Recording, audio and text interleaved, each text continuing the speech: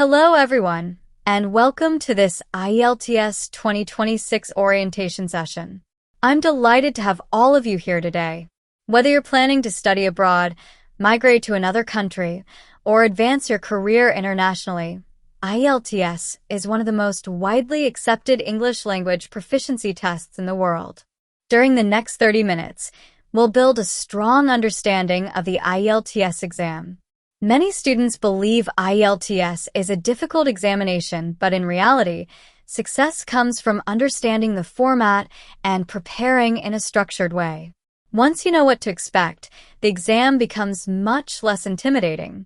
In today's session, I'll explain the latest IELTS format for 2026, including the different test types, the 4 exam sections, how the band score is calculated, and the most effective study plan for beginners. I'll also share practical preparation tips and common mistakes that you should avoid. This session is designed for complete beginners, so don't worry if you've never seen an IELTS paper before. By the end of this presentation, you'll know exactly what the exam looks like, how it's organized, and how to begin preparing with confidence. I encourage you to stay focused throughout the session and note down any questions you may have. We'll address common doubts as we move through the presentation. So let's begin our IELTS journey by first understanding what IELTS actually is and why millions of people take this exam every year. Now that we know what we'll be covering today, let's begin by understanding what IELTS actually is. IELTS stands for the International English Language Testing System.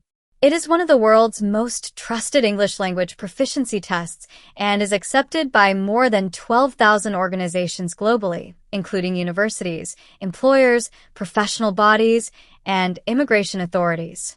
The purpose of IELTS is simple. It measures how effectively you can use English in real-life situations. Unlike school English exams that test grammar rules or literature, IELTS evaluates your ability to communicate in English through 4 essential language skills: listening, reading, writing, and speaking. Millions of candidates take the IELTS exam every year for different reasons. Some students take it to gain admission into universities in countries like Canada, Australia, the United Kingdom, Ireland, or New Zealand. Others take it to qualify for skilled migration programs or permanent residency. Many professionals, including nurses, doctors, engineers, and teachers, also require IELTS scores for licensing or employment. One important thing to understand is that IELTS is not about speaking perfect English. The examiners are not expecting you to sound like a native speaker. Instead, they want to see whether you can communicate your ideas clearly, understand spoken and written English, organize your thoughts logically, and use a suitable range of vocabulary and grammar. Throughout this presentation, you'll discover that IELTS follows a standardized format, which means once you understand the structure and practice consistently, your confidence and performance improve significantly. So, the first step toward a high band score is simply understanding what the exam is designed to measure. One of the first questions every IELTS candidate asks is, which IELTS test should I take? This is a very important decision because choosing the wrong test can delay your application. There are 2 main versions of the IELTS exam: IELTS Academic and IELTS General Training. The academic test is designed primarily for students who want to study at universities or colleges where English is the language of instruction. It is also required for many professional registrations, especially for occupations such as doctors, nurses, pharmacists, architects, and other regulated professions. The general training test is intended for people who are applying for permanent residency, work permits, vocational training, or secondary education in English-speaking countries. It focuses more on everyday English used in workplaces and daily life. Now here's something that surprises many students. The listening and speaking sections are exactly the same in both versions of the exam. The major differences are found in the reading and writing sections. Academic reading contains longer and more academic texts, while general training reading includes materials you might encounter in workplaces, advertisements, notices, and everyday situations. Similarly, academic writing task 1 requires you to describe visual information such as graphs or charts, whereas general training task 1 asks you to write a letter. If you're ever unsure which test you need, don't guess. Always check the official requirements of the university, employer, licensing authority, or immigration department you're applying to. Selecting the correct IELTS version from the beginning ensures you're preparing for the right exam and gives you the best chance of achieving your target band score. Now that you know which IELTS test to choose, let's talk about how you can take the exam. In 2026, IELTS is available in 2 delivery formats: computer-delivered IELTS and paper-based IELTS. One of the biggest misconceptions among students is that the computer test is easier or that the paper test gives higher scores. This is completely false. Both formats have the same questions, the same level of difficulty, the same scoring system, and the same examiners. Whether you choose the computer or paper version, your band score is calculated using exactly the same assessment criteria. So, what's different? The main difference is simply how you answer the questions. In the computer-delivered test, you type your writing responses, click your answers using a mouse, and use headphones for the listening section.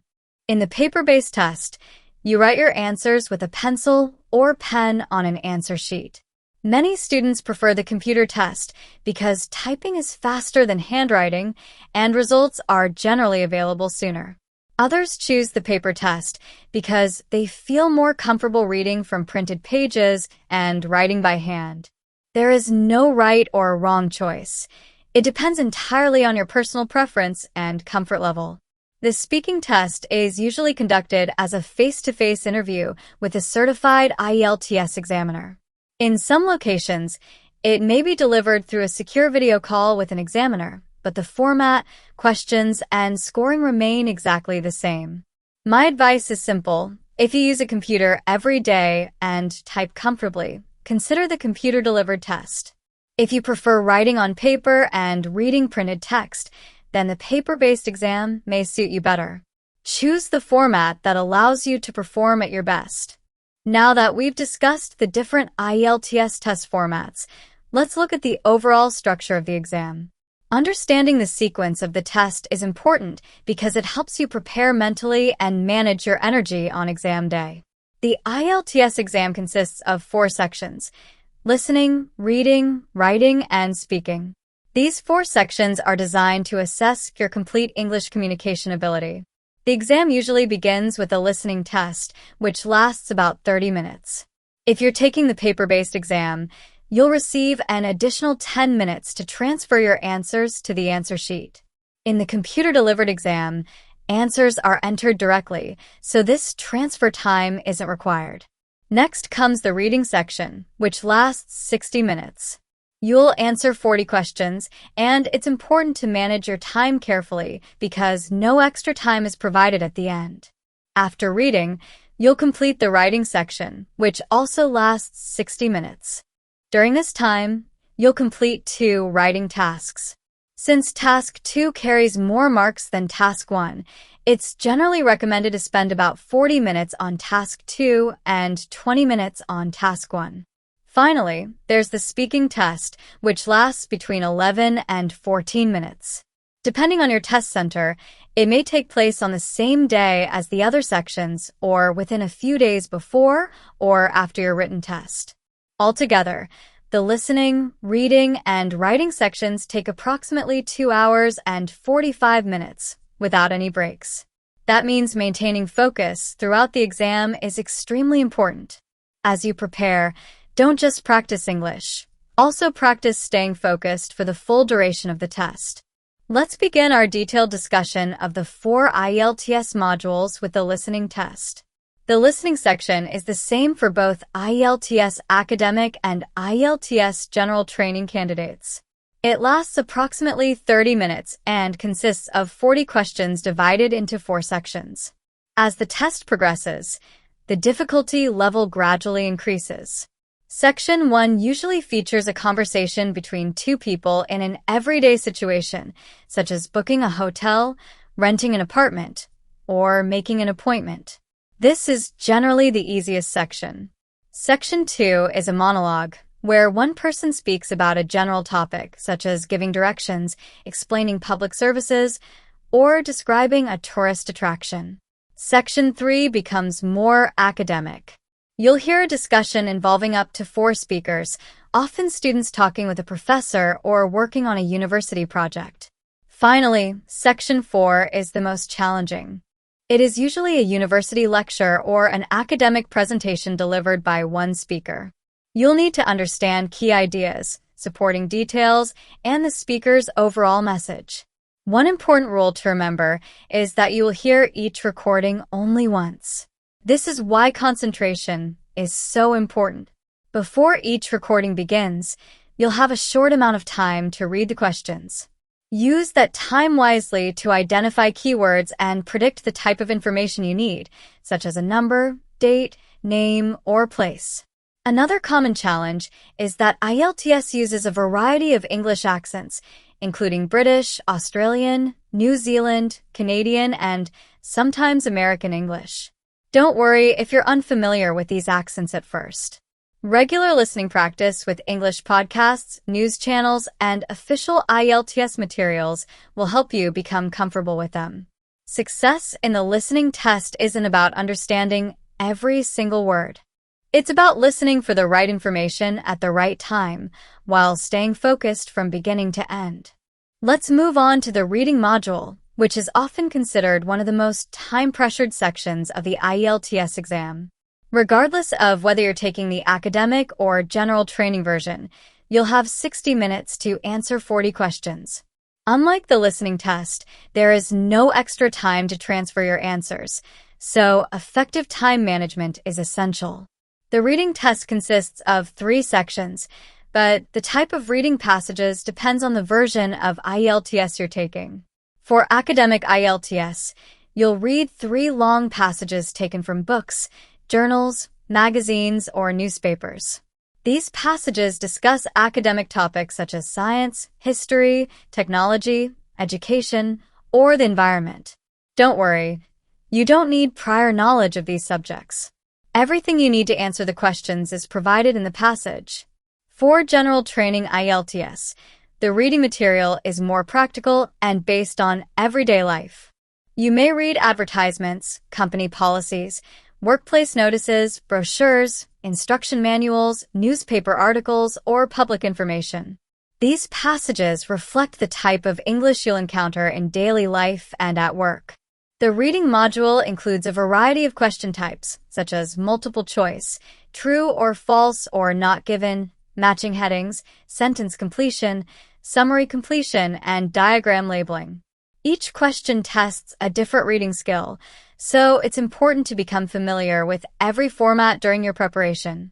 One of the biggest mistakes students make is trying to read every passage word for word. That's not how IELTS is designed. Instead, successful candidates use techniques called skimming and scanning. Skimming means quickly reading to understand the main idea, while scanning means searching for specific keywords or information. Remember, your goal isn't to become the fastest reader, it's to become a smarter reader. The more you practice identifying keywords, recognizing synonyms, and locating information efficiently, the easier the reading module becomes. Now, let's discuss the writing module, which many students find to be the most challenging part of the IELTS exam. The good news is that with the right structure and regular practice, this section becomes much more manageable.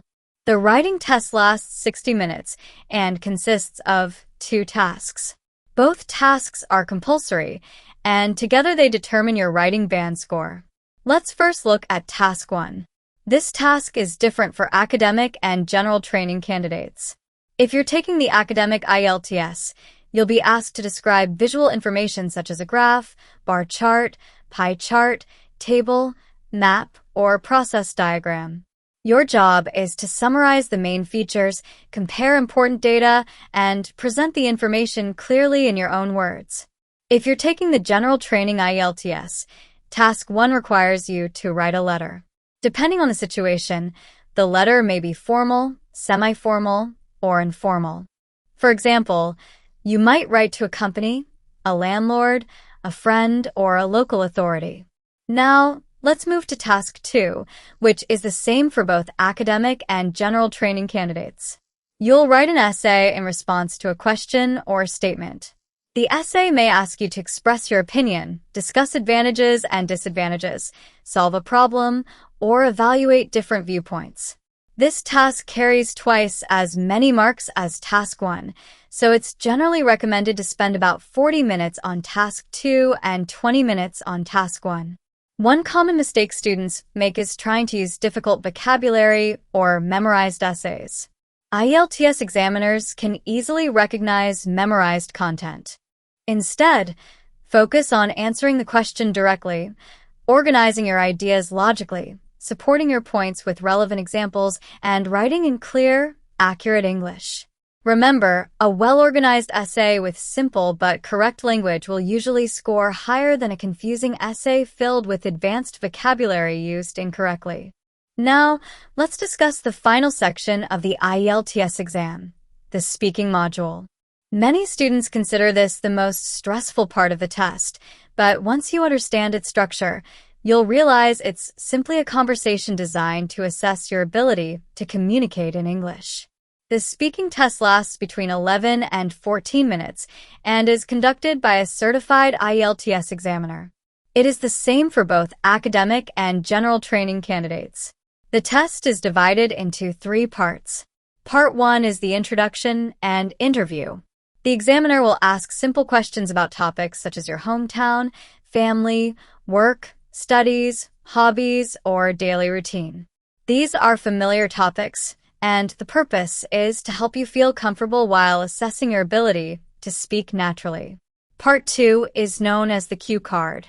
You'll receive a topic along with a few guiding points. You'll have 1 minute to prepare and up to 2 minutes to speak. During this time, try to speak continuously without long pauses. The examiner is interested in your ability to organize your ideas and express them clearly. Part 3 is a discussion based on the topic from Part 2. The examiner will ask more detailed and opinion-based questions.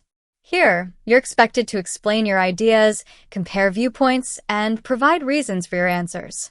Students often ask whether they need a British or American accent to score well. The answer is no. IELTS does not assess your accent. Instead, examiners evaluate 4 key areas: fluency and coherence, lexical resource or vocabulary, grammatical range and accuracy, and pronunciation. Clear communication is far more important than sounding like a native speaker. My advice is to treat the speaking test as a conversation rather than an interview. Listen carefully, answer naturally, expand your responses with examples, and don't worry about making small mistakes. Confidence and effective communication are what truly matter. Now that we've covered all 4 modules, let's understand how your IELTS score is calculated. This is one of the most common questions students ask before they begin preparing. IELTS uses a band score system ranging from Band 0 to Band 9. Band 0 means the test was not attempted, while Band 9 represents an expert user of English who can communicate accurately, fluently, and effectively in almost all situations. Each of the 4 modules, listening, reading, writing, and speaking, is scored separately. For example, you might receive a 7.5 in listening, 6.5 in reading, 7.0 in writing, and 7.5 in speaking. These 4 scores are then averaged to calculate your overall band score. If the average falls between 2 bands, IELTS follows specific rounding rules.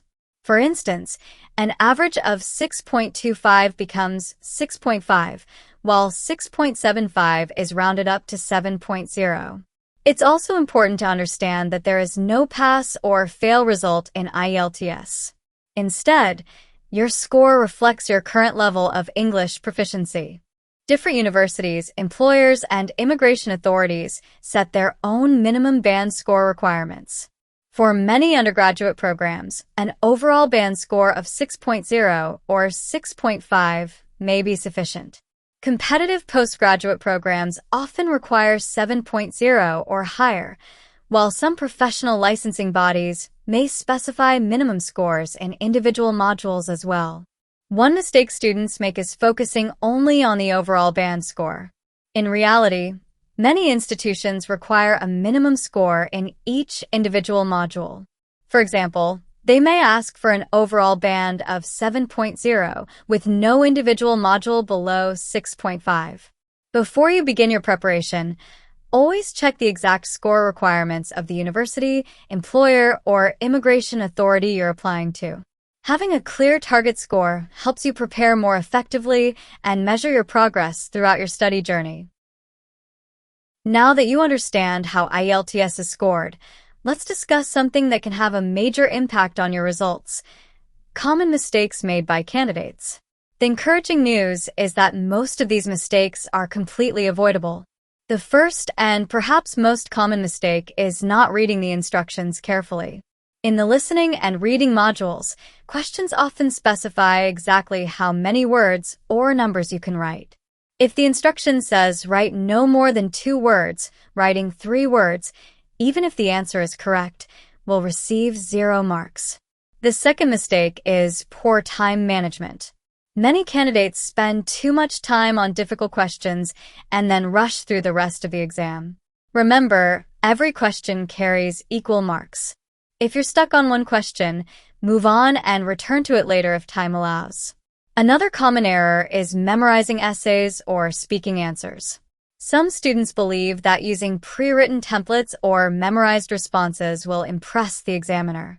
In reality, IELTS examiners are trained to recognize memorized content, and it often leads to lower scores because the responses sound unnatural or fail to answer the actual question. Many students also ignore spelling and grammar. Even if you know the correct answer, a spelling mistake in listening or reading can cost you a mark. In writing and speaking, frequent grammatical errors make your ideas harder to understand and affect your score. Finally, many candidates don't practice under real exam conditions. They study individual topics but never complete a full-length, timed practice test. This makes the real exam feel much more stressful than it should. The key message is simple: success in IELTS isn't only about improving your English. It's also about avoiding unnecessary mistakes. By following instructions carefully, managing your time, practicing consistently, and staying calm during the exam, you can significantly improve your final band score. Now that you understand the exam format, let's discuss one of the most important questions every student asks: how should I prepare for IELTS? Many students believe they need to study for 6 or 8 hours every day. In reality, consistency is much more important than the number of hours you study. A well-planned routine followed regularly is far more effective than studying for long hours only once or twice a week. A good preparation plan can be divided into 4 simple stages. The first stage is understanding the exam. Spend the first week learning the format, understanding each module, and taking a diagnostic test to identify your strengths and weaknesses. The second stage is building your skills. Focus on improving your listening, reading, writing, and speaking every day. Don't spend all your time on your favorite module. Instead, work on your weakest areas while maintaining practice in the others. The third stage is regular practice under timed conditions. Once you're familiar with the exam, begin solving section-wise practice tests and eventually move on to full-length mock tests. This helps improve your speed, concentration, and confidence. The final stage is review and improvement. Many students complete practice tests but never analyze their mistakes. This is a missed opportunity. After every practice session, review and correct answers carefully and understand why you made those mistakes. This process helps you improve much faster than simply completing more questions. Remember, IELTS preparation is not about memorizing thousands of words overnight. It's about gradually improving your English skills while becoming familiar with the exam format. Even studying for 2 to 3 focused hours each day can produce excellent results if you remain disciplined and consistent. Think of IELTS preparation as a marathon, not a sprint. Small improvements made every day will eventually lead to a higher band score. Now, let's talk about one of the most important aspects of IELTS preparation: choosing the right study resources. Today, there are thousands of websites, YouTube channels, mobile apps, and coaching programs claiming to help you achieve a high IELTS score. While many of these resources are useful, using too many at the same time often creates confusion rather than improvement. My advice is simple: choose a few reliable resources and use them consistently. Start with official IELTS practice materials because they reflect the actual exam format, question types, and level of difficulty. These materials help you become familiar with the real test experience. For listening practice, expose yourself to different English accents by listening to English news, podcasts, documentaries, and educational videos. This will gradually improve your listening skills and make it easier to understand conversations during the exam. To improve reading, develop a habit of reading English newspapers, magazines, blogs, or articles every day. Don't just read. Practice identifying the main idea, supporting details, and unfamiliar vocabulary from the context. For writing, the best improvement comes from writing regularly and reviewing your work critically. Focus on organizing your ideas clearly rather than using complicated vocabulary. For speaking, practice speaking English every day, even if you don't have a partner. You can record yourself answering common IELTS questions and then listen to your responses to identify areas for improvement. This helps improve fluency, pronunciation, and confidence. Finally, remember that no book, app, or teacher can replace consistent practice. Resources are only tools. Your success depends on how effectively and consistently you use them. A focused study routine using trusted materials will always produce better results than constantly searching for new shortcuts. Now that we've discussed the overall study plan, let's look at a practical daily routine that you can follow. One of the biggest questions students ask is, how many hours should I study every day? The answer depends on your current English level and your target band score, but for most students, 2 to 3 hours of focused study each day is sufficient. A balanced study routine is much more effective than spending all your time on one skill. I recommend starting with 30 minutes of listening practice. Listen to IELTS recordings or English podcasts and focus on understanding the main ideas, keywords, and different English accents. Next, spend 30 minutes on reading. Practice skimming for the main idea, scanning for specific information, and answering questions within a time limit. This will improve both your reading speed and accuracy. After that, dedicate 30 minutes to writing. You don't need to write a complete essay every day. Some days you can practice introductions, conclusions, or organizing ideas. The goal is to write regularly and improve gradually. Then spend 30 minutes on speaking. Try answering common IELTS questions aloud. If possible, practice with a friend or teacher. If not, record yourself on your phone, listen to your responses, and identify areas for improvement. Reserve 20 minutes for vocabulary building. Instead of memorizing long word lists, learn useful words in context. Focus on understanding their meaning, pronunciation, and how they are used in real sentences. Finally, spend 10 minutes reviewing your mistakes. This is perhaps the most valuable part of your study session. Ask yourself why you got an answer wrong and how you can avoid making the same mistake again. Remember, consistency is the key to success. Studying for 2 or 3 focused hours every day is far more effective than studying for 8 hours once a week. Small improvements made consistently will lead to significant progress over time. As we come to the end of today's session, I'd like to leave you with a few practical tips that can make a significant difference in your IELTS preparation and on exam day. First, set a clear target band score. Don't prepare without a goal. Find out the score required by your university, employer, or immigration authority, and let that be your motivation throughout your preparation. Second, practice consistently rather than occasionally. Studying for 2 focused hours every day is far more effective than studying for 10 hours on a single day and then taking a break for the rest of the week. Small daily improvements build long-term success. Third, practice under real exam conditions. Use a timer when solving listening, reading, and writing tasks. This helps you develop speed, concentration, and confidence before the actual test. Another important habit is to learn from your mistakes. Every incorrect answer is an opportunity to improve. Instead of simply checking whether an answer is right or wrong, ask yourself why you made the mistake and how you can avoid repeating it.